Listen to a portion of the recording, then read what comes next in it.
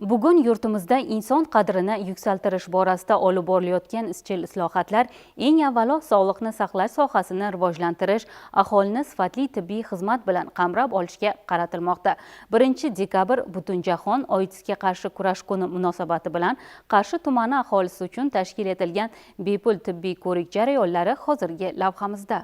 Qarshi tumanidagi 53-oilaviy poliklinikada tashkil etilgan bepul tibbiy ko'rik jarayonlariga barcha yo'nalishdagi tibbiyot xodimlari jalb etilib, aholining sihatlik darajasi ko'zdan kechirildi.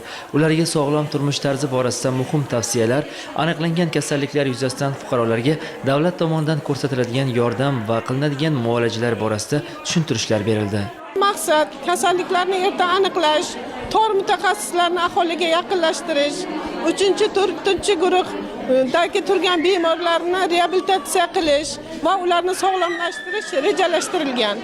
E'tiborlisi, so'nggi yillarda yurtimizda bu yo'nalishda katta ishlar qilindi. Avvalo, sohaga ajratilayotgan mablag'lar hajmi keskin oshirildi.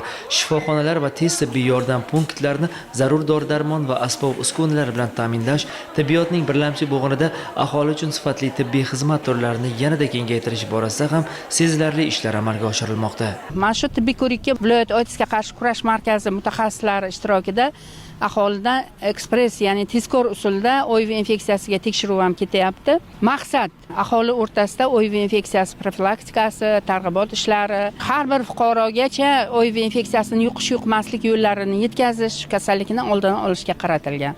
O'tkazilayotgan bu kabi tibbiy ko'riklar aholi salomatligini mustahkamlash, olis hududlarda istiqomat qilayotgan fuqarolarni yurtimiz tibbiyot tizimida olib borilayotgan islohotlar bilan yaqindan tanishtirishni ko'zda tutadi.